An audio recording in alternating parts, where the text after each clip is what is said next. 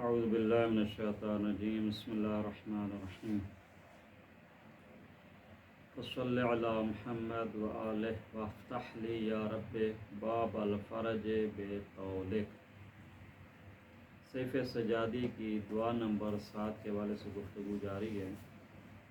اکثر دعاؤں میں آپ دیکھیں گے سیف سجادی میں بھی آپ کو ملے گا، اور اسی طریقے سے دوسری جو دعاؤں میں ابتداء میں، وسط میں یا آخر میں، حتیٰ کہ متفرق جگہوں پر یہ جو ہے ذکر مبارک ملتا ہے، یعنی صلوات جو ہے اللہم صلی علی محمد وآل محمد۔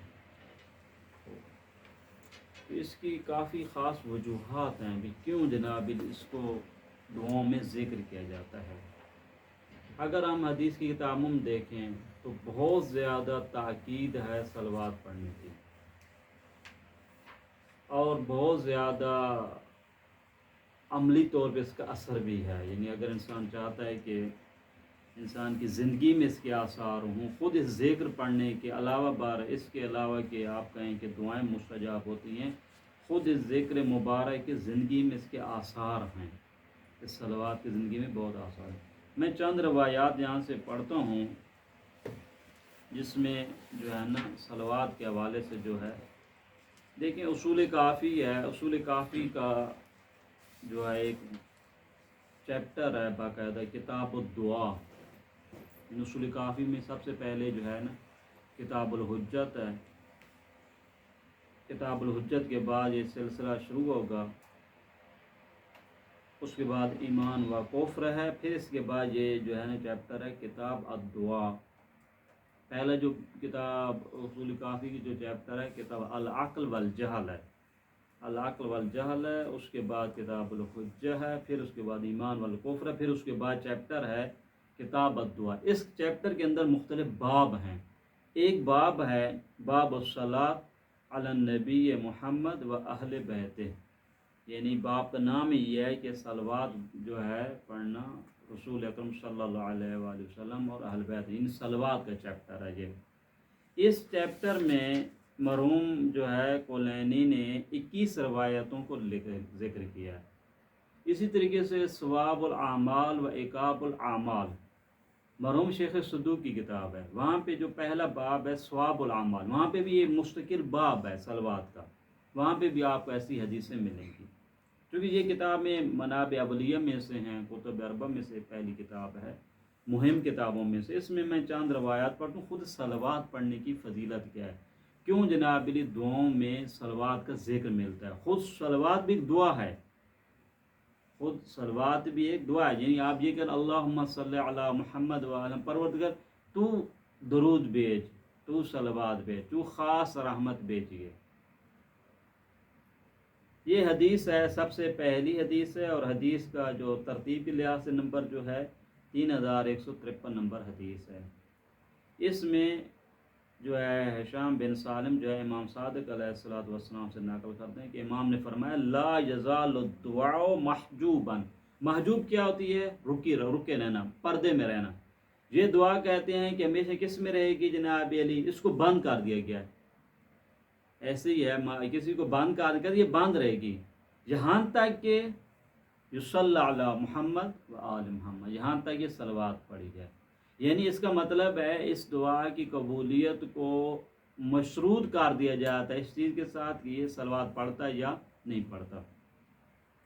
دوسری حدیث ہے، یہ بھی حدیث معتبر ہے، سند کے لحاظ سے بھی معتبر، پہلی حدیث بھی ہے، دوسری حدیث بھی ہے، وہ بھی سکونی جو راوی ہے یہ اہل سنت کا راوی ہے، یعنی مکتب کے لحاظ سے تو شیعہ نہیں ہے یہ جو ہے سکونی، لیکن معتبر انسان ہے۔ یہ امام صادق علیہ السلام سے نقل کرتے ہیں، امام فرماتے من دعا ولم یذکر النبی، دعا تو کی ہے لیکن پیغمبر اکرم صلی اللہ علیہ وآلہ وسلم کو یاد نہیں کیا اس نے، کیا مطلب ہے؟ ان صلوات نہیں بھیجی، تو کیا مولا فرماتے ہیں رفعت دعا علی راس، یہ جو دعا ہے اس کے سر کے اوپر چکر لگاتی رہتی ہے، جیسے پرندہ ہوتا ہے اوپر جیسے پرواز کرتا ہے، ابھی اوپر گھوم رہا ہے، کہتے ہیں یہ دعا کیا ہے؟ اس کے اوپر ابھی گھوم رہی ہے، یہاں تک کہ فَإِذَا ذَكَرَ النَّبِي، جب پیغمبر اکرم صلی اللہ علیہ وسلم کو یاد کرے گا، یہ صلوات پڑھے گا، رفعت دعا، اب دعا جو ہے پرواز کرے گی۔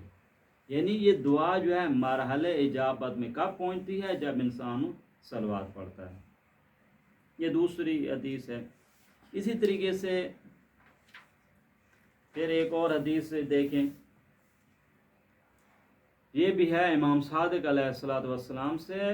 مولا فرماتے ہیں پیغمبر اکرم صلی اللہ علیہ وآلہ وسلم نے فرمایا من صلی علیہ، جو شخص میرے اوپر صلوات بھیجے گا، صلی اللہ علیہ و ملائکتہ، ایسے شخص پر اللہ اور اس کے فرشتے صلوات بھیجتے ہیں.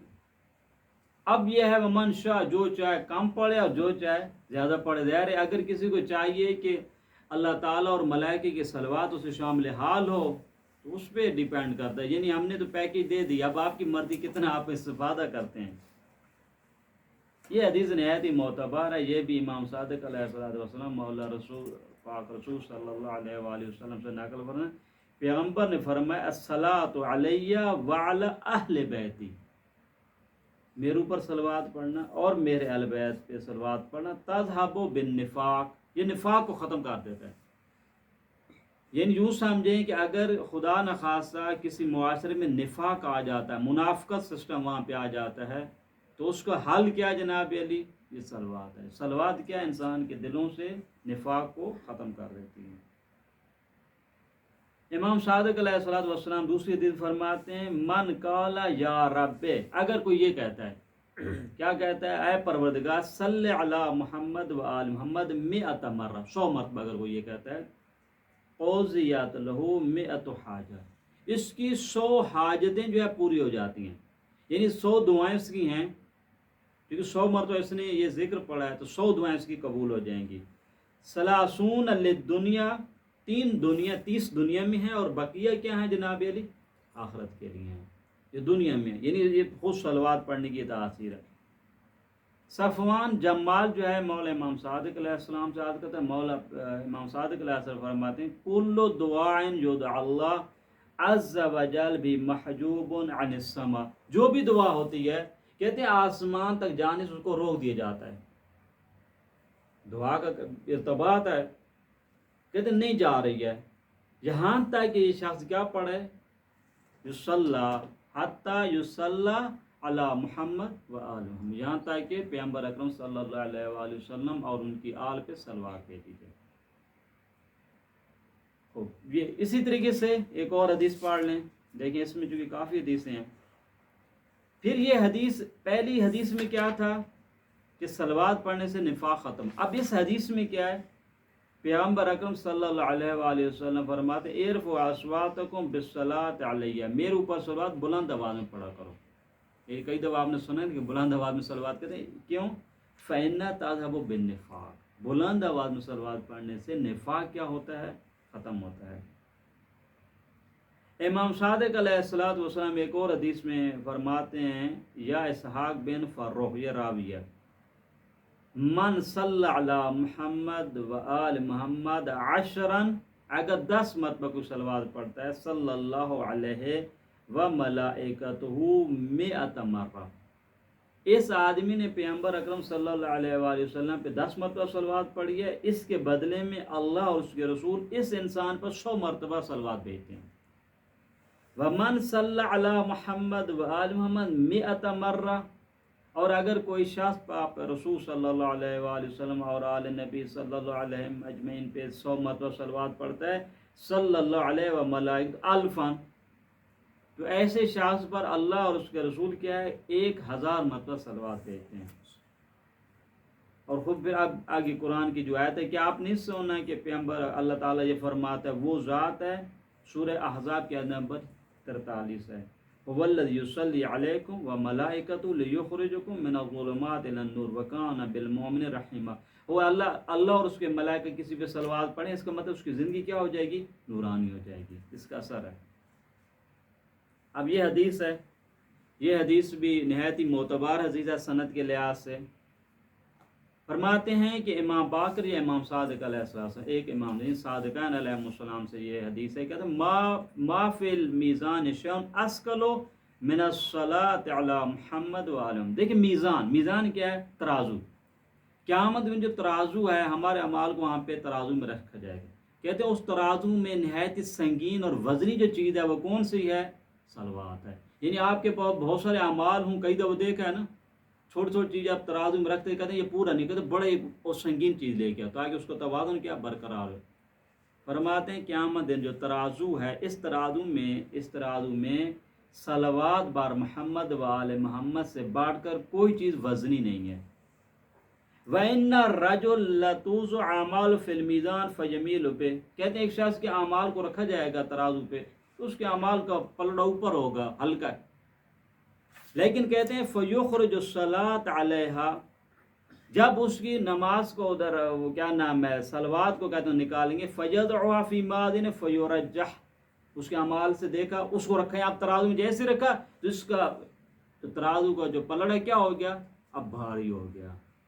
یعنی صلوات کے بغیر جب رکھا گیا تو ہلکا پھلکا ہے، کوئی کام پہ نہیں آ رہا بھی. جیسی صلوات رکھی کہتے ہیں اس کا مطلب ہے کہ اعمال کی سنگینی کا دار مدار بھی کس پر ہے؟ یہ صلوات پر ہے. اب فرماتے ہیں کہ مولا امام صادق علیہ السلام فرماتے ہیں من کانت لہ الی اللہ عز وجل حاجۃ فلیبدأ بالصلاۃ علی محمد و آلہ. اگر کسی شخص کی کوئی حاجت ہے تو وہ ابتدا کس سے کرے؟ دعا مانگنے سے پہلے صلوات پڑھے. ثم یصل حاجتہ، پھر اپنی حاجت کو مانگے. ثم یختم بالصلاۃ علی محمد و آل محمد، پھر اینڈ پہ پھر صلوات بھیجے. اس لیے کہ کہتے ہیں پروردگار کریم ہے اس پہ کہ وہ جناب طرفین کی چیزوں کو قبول کر لے اور وسط والی کو چھوڑ. طرفین کون سی تھیں؟ ابتدا میں بھی صلوات تھا، اس کو بھی خدا نے قبول کر لیا. اینڈ پہ بھی صلوات پڑھی، یہ بھی دعا، اس کو بھی خدا قبول کر. اور وسط میں جو آپ خدا سے مانگ رہے ہیں کہتے ہیں یہ خدا کریم ایسے کہ دو طرفہ کو قبول کر رہے اور وسط والے کو چھوڑ دے. اسی طریقے مولا جو فرماتے ہیں، اب دیکھیں ایک اور حدیث بھی پڑھ لیں جناب علی. ہاں کہتے ہیں اذا صلی احدکم، امام صادق علیہ السلام فرمائے، یہ حدیث نمبر 19 ہے، اس میں 3171 نمبر ترتیب. اذا صلی احدکم ولم یذکر النبی صلی اللہ علیہ وآلہ فی صلاۃ، اور اگر کوئی کہتے ہیں کہ آپ میں سے کوئی صلوات تو بیچتا ہے لیکن اس صلوات میں جناب پیغمبر اکرم صلی اللہ علیہ وآلہ وسلم کو یاد نہیں کرتا. کیا مطلب ہے؟ صلوات بھیجیے، صلوات ہر کسی پہ بھیجا ہے، جو صلوات تو آپ کسی بھیج سکتے ہیں، لیکن پیغمبر اکرم صلی اللہ علیہ وسلم اور آل پیغمبر کو یاد نہیں کرتا. کہتے ہیں یسلک بصلاۃ غیر سبیل الجنہ، وہ اس کا کوئی ٹھکانہ نہیں ہے. اس صلوات تو پڑھتے لے کے اس کا کہتے ہیں اس جو صلوات پڑھنے کی جو راہ ہے، اینڈ ہے، راستہ جنت کی جانب نہیں جاتا. پھر فرماتے ہیں کہ قال رسول اللہ صلی اللہ علیہ وسلم من ذکرت عنده، جس کے سامنے میرا نام بولا جائے، مجھے یاد کی جائے، میرا ذکر کیا جائے، فلم یصلی علی، اور ایسا شخص میرے اوپر صلوات تو نہ بھیجے، دخل النار، ٹھیک ہے، یہ آدمی جہنم میں جائے گا. فابعدہ اللہ، اب کیا ہے خدا اس کو دور کرے، بھائی یہ اس قابل نہیں ہے کہ اس کو جنت میں لایا جائے. دوسرے حدیث میں کیا فرمایا؟ مہم ہے، کہتے ہیں وَمَنْ ذُكِرْتُ عِنْدُهُ فَنَسِيَ الصَّلَاةَ عَلَيْهِ، اگر کسی کے سامنے میرا ذکر کیا جائے اور وہ صلوات پڑھنا بھول جائے، کہتے ہیں خُطِئَ بِهِ طَرِيقُ الْجَنَّةِ، تو ایسا آدمی کیا ہے جنت کا راستہ بھی بھول جائے گا. دیکھیں کہاں تک بات پہنچی ہے، ادھر یہ بھولا ہے، اس کا ریئیکشن ہے. یہ جتنے آثار ہیں نا، یہ دیکھیں جتنے اعمال ہیں اس کا ایک اثر ہے. دنیا میں بھولے ہو، اس کا مطلب ہے یہ صلوات کی قیمت کیا تھی، یہ راستہ ہے کہاں تک لے جانے کے لیے؟ جنت تک. وہ بھی کہتے ہیں بھول جائے گا. پھر ایک اور حدیث میں فرماتے ہیں کہ وہ شخص جس کے سامنے ذکر کیا جائے میرا اور وہ نہ پڑھے، وہ بھی، یہ دوسری حدیث میں بھی ہے، حدیث نمبر 19 میں بھی یہ مطلب ہے، حدیث نمبر 20 میں بھی یہی مطلب ہے. اب یہ دیکھیں اس سے کیا ہمیں درس ملتا ہے.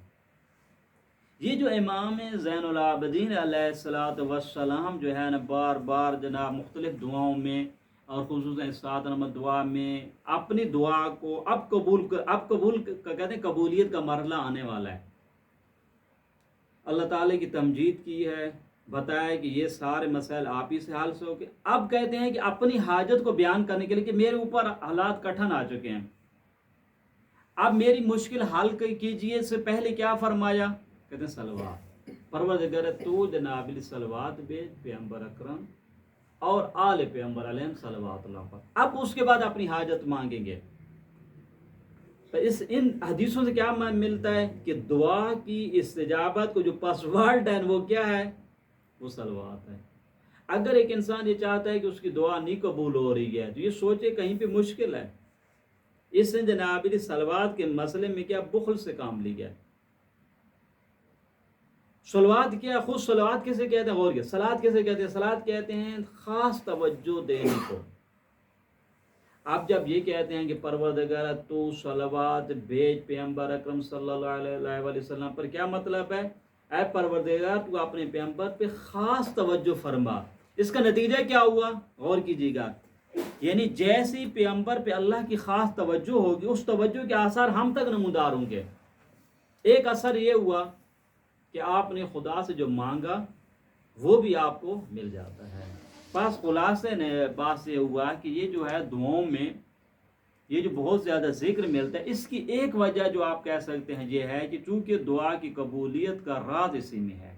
اگر ایک انسان چاہتا ہے کہ صلوات کے اپنی دعاؤں کو قبول کر اس کی ہوں، اس کے لیے بہترین جو ہے آپشن یہ ہے کہ وہ اپنی دعاؤں کو صلوات نبی صلی اللہ علیہ وآلہ وسلم اور آل نبی کے ذریعے سے شروع کرے اور اسی پہ اینڈ کرے وسط. لیکن یہ ذہن میں رکھیں، حدیث میں لا تصلوا علیہ الصلاۃ البطرہ، یہ الصواعق المحرقہ میں حدیث ہے، میرے اوپر جناب علی کٹی ہوئی دم بریدہ جو ہے یہ صلوات نہ بھیجنا. کیا مطلب ہے؟ کٹیں آدھی صلوات. تو کسی نے پوچھا یا رسول اللہ وہ کیسے صلوات ہوتی ہے؟ کہتے ہیں یہ ہے کہ میرے اوپر تو صلوات بھیجی اللہم صلی علی محمد، آگے جو ہے نہیں پڑھا. پھر صلوات کامل کون سی ہے؟ کہتے ہیں یوں آپ پڑھا کریں اللہم صلی علی محمد و آل محمد، یا اللہم صلی علی محمد و علی آل محمد. دیکھیں آل کو آپ نے رکھنا ہے. اس کا مطلب ہے کہ آل کے بغیر اصل پیغمبر پہ آپ نے صلوات نہیں بھیجی ہے. قرآن کی جو آیت ہے ان اللہ و ملائکتہ یصلون علی النبی، کہتے ہیں ملائکہ جو ہے اللہ اور اس کے ملائکہ کے صلوات بھیجتے ہیں پیغمبر اکرم صلی اللہ علیہ وآلہ وسلم پر. حدیثوں میں کیا ملتا ہے؟ کہتے ہیں یہ صلوات کا طریقہ کار یہی ہے. آپ کیسے صلوات بھیجیں گے؟ پیغمبر پہ کیسے صلوات ہے؟ خود پیغمبر پر. یہ صلوات کا طریقہ آپ یوں پڑھیں، پیغمبر پہ صلوات جب بھیجیں یوں کہیں اللہم صلی علی محمد و آل محمد. یہ نہیں ہے. غور کیجئے قرآن کی آیت میں ان نبی ہے، حدیثوں میں کیا مل رہا ہے؟ کہتے ہیں صلوات کیسے آپ نے بھیجنی ہے؟ یوں بھیجنی ہے اللہم صلی علی محمد و آل محمد. لہذا یہ دوسرے الفاظ جیسے ہم پڑھتے ہیں صلی اللہ علیہ و آلہ وسلم و آلہ وسلم، یہ نہیں کہنا چاہیے جناب صلی اللہ علیہ وسلم. یہ اشتباہ ہے، یہ اشتباہ ہے. اس کو کہتے ہیں الصلاۃ البطرہ، دوم بریدہ، کٹی ہوئی صلوات، آدھی ناقص صلوات ہے. یہ برادران کی کتاب میں یہ حدیث جو ابھی بیان کی تھی نا الصلاۃ البطرہ والی حدیث ہے. بس یہ جو ہے اگر انسان چاہتا ہے کہ اپنی دعاؤں کو مرحلہ اجابت تک پہنچائے تو اس کے لیے بہترین طریقہ یہ ہے کہ پیغمبر اکرم صلی اللہ علیہ وآلہ وسلم جو کہ اللہ تعالیٰ کے نہایت برگزیدہ اور نہایت قریب ترین شخصیت ہیں ان پر اور ان کی آل طیبین طاہرین پر صلوات بھیجی جائے. صلی اللہ علی محمد و آل طیبین الطاہرین.